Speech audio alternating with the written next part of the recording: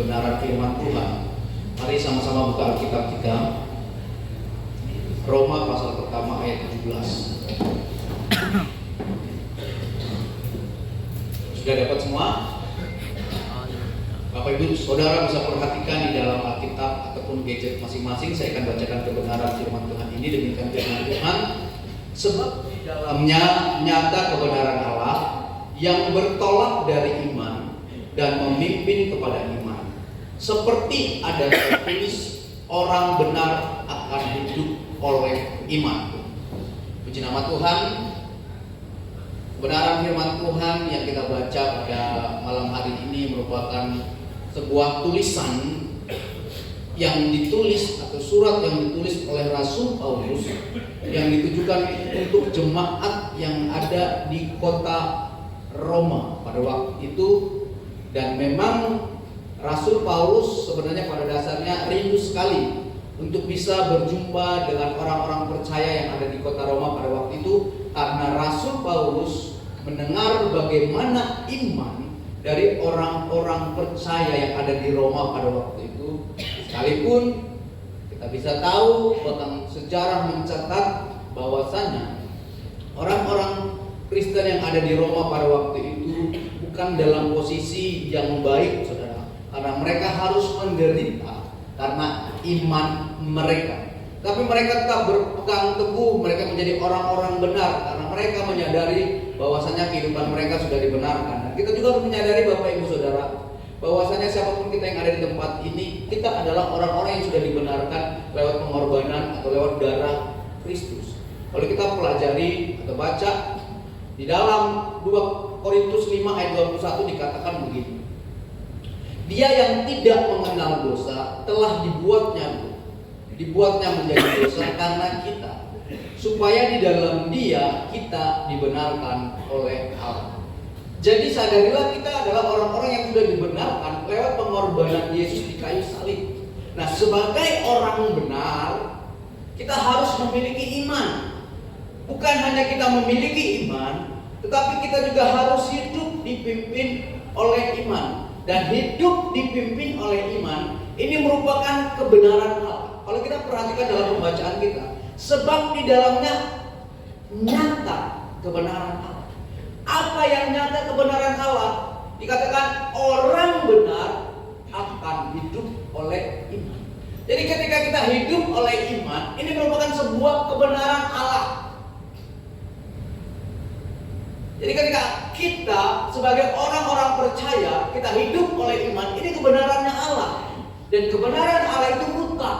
Kebenaran Allah itu tidak bisa diganggu-gugat. Jadi hidup oleh iman ini merupakan sesuatu hal yang harus kita kerjakan. Saya tanya kepada Bapak Ibu Saudara, saudara orang benar bukan? Orang benar? Siapa yang menyadari dia orang benar, angkat tangannya. Saudara tidak menyadari saudara orang benar, berarti saudara tidak percaya dengan kitab 2 Korintus pasal 5 ayat 21. Dia yang tidak mengenal dosa telah dibuatnya menjadi dosa. Karena apa? Karena kita. Siapa dia itu? Yesus. Yesus yang tidak mengenal dosa, tapi dibuat Tuhan menjadi dosa. Karena siapa? Karena kita. Supaya apa? Supaya di dalam Dia kita dibenarkan oleh Allah. Katakan di kanan kiri, engkau sudah dibenarkan oleh Allah. Saudara harus tahu dulu ini, bahwasanya kita adalah orang-orang yang sudah dibenarkan. Kita adalah orang-orang benar, supaya kita bisa accept. Setelah kita menjadi orang benar, kita harus memiliki iman. Bukan hanya memiliki iman, tapi kita harus hidup di dalam iman. Di dalam Alkitab dicatat 2 sumber iman. Yang pertama, sumber iman itu dari kasih karunia Allah. Kita buka di dalam Roma pasal 12 ayat 3 dikatakan begini. Berdasarkan kasih karunia yang dianugerahkan kepadaku, aku berkata kepada setiap orang di antara kamu, janganlah kamu memikirkan hal-hal yang lebih tinggi daripada yang patut kamu pikirkan, tetapi hendaklah kamu berpikir begitu rupa sehingga kamu menguasai dirimu menurut ukuran berkurang iman yang dikaruniakan Allah kepada kamu masing-masing. Jadi sumber iman yang pertama itu adalah karunia daripada Allah. Jadi setiap kita itu dikaruniakan iman kepada Tuhan. Makanya firman Tuhan katakan jangan memikirkan hal-hal yang lebih daripada iman kita. Karena tanpa kita sadari, terkadang orang percaya pakai kata iman untuk memaksakan Tuhan melakukan apa yang dia mau. Betul tidak? Oh, saya beriman, saya akan punya mobil, sedangkan naik motor nggak bisa. Beriman punya mobil, sedangkan makanannya setengah mati. Itu kan hal yang tidak perlu dia pikirkan. Makanya firman Tuhan katakan apa Rasul Paulus, berdasarkan kasih karunia yang dianugerahkan kepadamu, aku berkata kepada setiap orang di antara kamu, jangan kamu memikirkan hal-hal yang lebih tinggi dari yang patut kamu pikirkan. Terkadang tanpa kita sadari, iman kita itu memaksakan Tuhan melakukan apa yang kita mau. Saudara tahu gak? Sebenarnya iman itu menjadikan kita melakukan apa yang Tuhan kehendaki dalam hidup kita. Itu iman. Yang kedua, sumber iman. Baca kitab Roma. Roma pasal 10 ayat 17 dikatakan begini. Jadi iman timbul dari pendengaran dan pendengaran oleh firman Kristus. Jadi iman yang kedua sumbernya dari pendengaran firman Kristus. Hari ini kita sedang mendengarkan firman Tuhan, yang artinya hari ini kita sedang menaikkan atau menambah kapasitas iman kita ketika kita menerima firman itu. Karena saya mau katakan kepada kita semua yang ada tempatnya, ketika firman datang ke dalam hidup kita, artinya Tuhan mau membentuk, memulihkan setiap kehidupan kita. Kita butuh firman Bapak Ibu Saudara. Karena firman itu yang membuat iman kita bertumbuh. Jangan sampai kita punya iman yang kerdil. Dari kita mungkin sekolah minggu sampai kita sudah 50 tahun, iman kita sama saja, nggak bertumbuh. Hanya cuma tahu Yesus adalah sang juru selamat. Tidak tahu ternyata Yesus juga memuji. Yesus juga kadang memberikan tantangan, persoalan. Tapi yang kita tahu Yesus penyelamat, cuma itu. Karena apa? Karena kita tidak mau mendengarkan firman Tuhan. Mungkin kita juga mendengarkan firman Tuhan, kita tidak menerima firman itu, kita tahu dalam hidup kita. Mungkin kita hanya menjadi orang-orang yang masuk telinga kiri, keluar telinga kanan. Makanya iman kita tidak bertumbuh. Jadi mari, sebagai orang-orang percaya, kita mengatakan kita butuh firman untuk membentuk setiap kehidupan kita. Coba kita buka, apa sih fungsi firman sebenarnya dalam kehidupan kita? 2 Timotius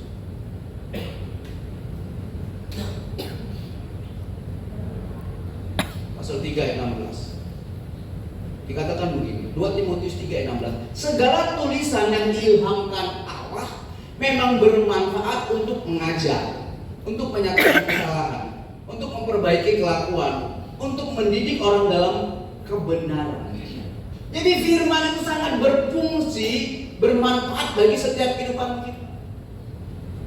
Ingat, sebagai orang-orang percaya, kita dituntut untuk menjadi serupa dengan Kristus. Bagaimana kita bisa serupa dengan Kristus? Ya lewat kebenaran firman Tuhan. Bukan lewat usaha kita, bukan lewat pemikiran kita, tapi lewat kebenaran firman Tuhan. Karena firman Tuhan di sini mengajar kehidupan kita. Firman Tuhan di sini menyatakan kesalahan kita. Firman Tuhan memperbaiki kelakuan kita, dan firman Tuhan mendidik kita dalam kebenaran. Jadi ketika firman Tuhan menyatakan kesalahan kita, jangan katakan pada teman kita itu mana ada firman, bukan kita punya. Kita punya itu berkat. Tapi kalau jangan ini, jangan itu, kan punya. Seringkali kita begitu. Apalagi suami istri biasanya kan, hai istri, tunduklah kepada suami. Langsung dari suami kata, nah anak lihat nih firman Tuhan hari, anak tunduk pada kita.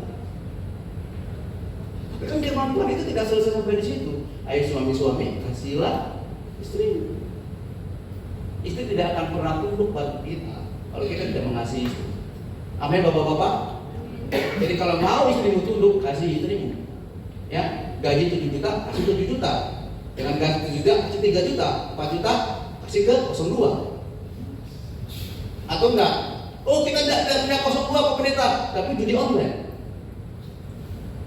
Saudara, baru-baru ini 1 minggu yang lalu, 2 minggu yang lalu, jadi panggil sama majelis saya untuk datang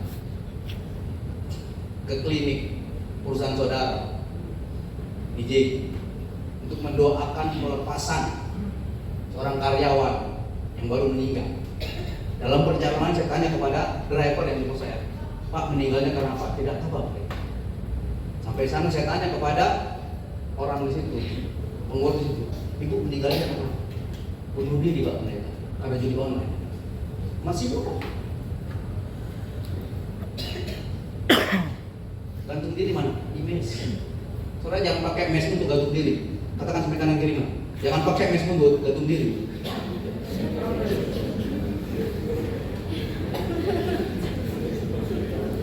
Baru 2 minggu yang lalu, saudara, saya bersama teman saya, kami berdoa pelepasan ke tanah Toraja. Orang Toraja masih muda, belum menikah, judi online. Saya mau katakan kepada engkau yang main judi online, bertobatlah sebelum Tuhan datang. Saudara, nggak akan ada untungnya saudara main judi online. Betul. Bahkan perusahaan pun sudah menegaskan orang yang judi online itu bisa apa? Di PHK. Karena apa? Itu menyusahkan. Itu ya. Jadi mari, ketika firman menyatakan kesalahan kita terima baik-baik. Jangan kita kata, oh ini karena firman, bukan buat saya Tuhan, ini buat teman saya, oh ini buat pemimpin saya Tuhan, oh ini buat anak buah saya Tuhan. Tidak. Ketika firman datang kehidupan kita, artinya Tuhan sedang memperbaiki kehidupan kita. Mau diperbaiki Tuhan? Terima firman Tuhan dan apa? Lakukan firman Tuhan.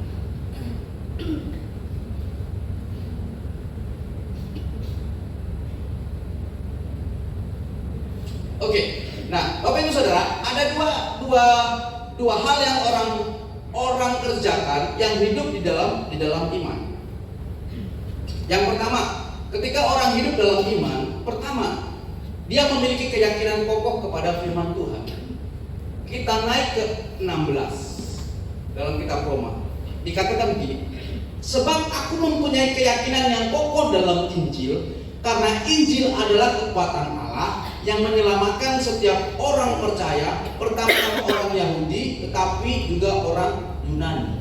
Ingat saudara, di luar sana banyak orang mengatakan Injil itu sudah dipalsukan.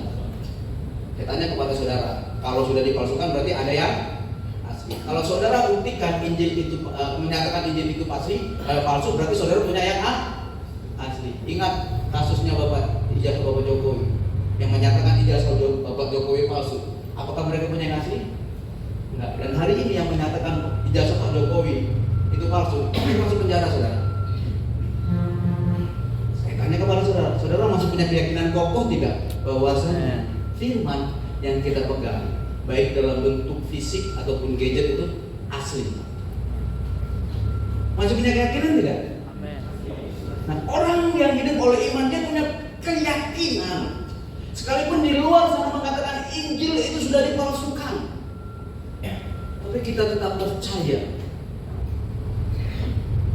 yang kita pegang ini itu tidak palsu, asli. Beberapa waktu lalu saya mendengar debat tentang keaslian Injil. Mereka katakan Injil itu palsu, tapi mereka tidak bisa buktikan mana Injil yang asli. Kalau kita berdebat tentang hal seperti itu saudara, itu ngabisin waktu saudara. Saudara, oh Pak Pendeta pakai sepatu itu palsu. Buktikan yang asli yang mana? Oh, pokoknya adanya mana? Jadi saya mau katakan, isi Alkitab ini tidak pernah dipalsukan. Jadi kita harus punya keyakinan teguh tentang Alkitab. Jangan sampai kita tergoyahkan dengan apa? Dengan ucapan orang. Kenapa kita harus punya keyakinan teguh tentang Alkitab? Pertama, firman itu kekuatan Allah. Yang kedua, firman itu pelita. Nanti saudara bisa buka dalam Mazmur 119 ayat 105. Yang ketiga, firman itu adalah Allah sendiri. Yohanes pertama ayat pertama dikatakan pada mulanya adalah firman. Firman itu bersama-sama dengan Allah, dan firman itu adalah Allah sendiri. Jadi kita harus punya keyakinan yang kokoh terhadap firman, karena firman itu merupakan Allah sendiri. Dan firman yang merupakan Allah sendiri itu sudah berinkarnasi menjadi manusia. Bahkan dia mengorbankan hidupnya untuk menebus dosa kita. Yang kedua, orang yang hidup oleh iman. Yang kedua adalah ia menyerahkan hidupnya dipimpin oleh iman. Sekarang saudara baca kitab Kejadian ayat 12, pasal 12 ayat 1 sampai dengan 5. Itu situ ada kisah tentang seorang nabi besar, dan dia sekarang dikenal sebagai bapak orang percaya. Bagaimana ketika Tuhan memerintahkan dia untuk pergi ke suatu tempat yang Tuhan akan beritahukan. Saya tanya kepada Pak Ando, saya bilang, Pak Ando pergi juga ke sana. Pak Ando mau dengar enggak? Pak Ando nggak tahu tempatnya di mana. Tahu nggak saudara? Abraham kenal Tuhan itu di usia 75 tahun. Jadi ketika Tuhan berfirman kepada Abraham itu baru tahu Tuhan, baru kenal Tuhan. Ketika Tuhan berfirman kepada Abraham, pergi ke negeri yang akan kutunjukkan kepadamu. Abraham pergi, saudara. Abraham pergi. Dia pergi dengan apa? Dengan iman. Dia nggak kenal Tuhan itu sama. Tapi saudara baca, siapa Tuhan Abraham sebelum dia kenal dengan Tuhan? Abraham itu menyembah berhala, saudara, yang disembah oleh nenek moyang. Tapi ketika firman Tuhan datang ke dalam kehidupan dia kerjakan sekalipun dia tidak mengenal siapa itu Tuhan. Abraham mengenal Tuhan itu dalam perjalanan iman dia. Bahkan selama Abraham mengenal Tuhan, ada banyak ujian-ujian yang Tuhan berikan dalam kehidupan Abraham. Ujian Abraham berhenti ketika Abraham itu berani mempersembahkan anak. Setelah Kejadian 21 kalau nggak 22 selesai itu, tidak ada lagi Alkitab mencatat Abraham diuji oleh Tuhan. Selesai. Kenapa? Itu puncak dari ujian yang Tuhan berikan.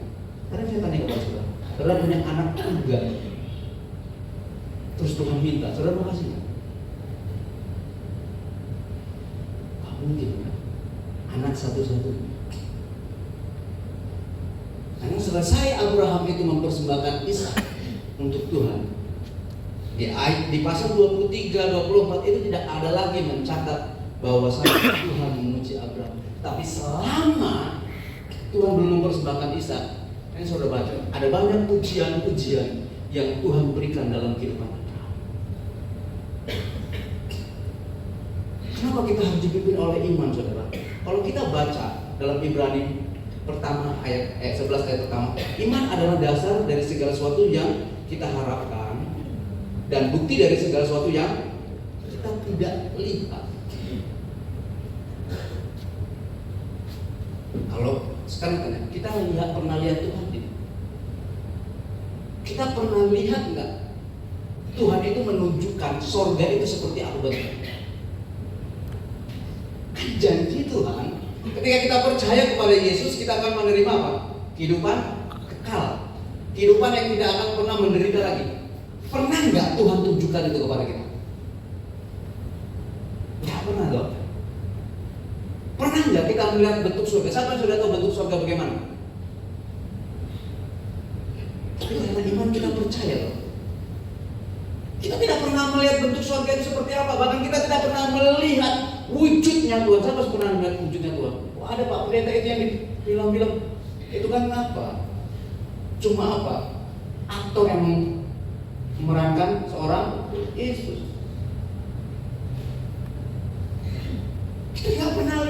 itu seperti apa. Bahkan kita tidak pernah melihat tempat yang Tuhan itu nanti berikan kepada kita seperti apa. Tapi kita tetap percaya karena apa? Karena kita punya iman.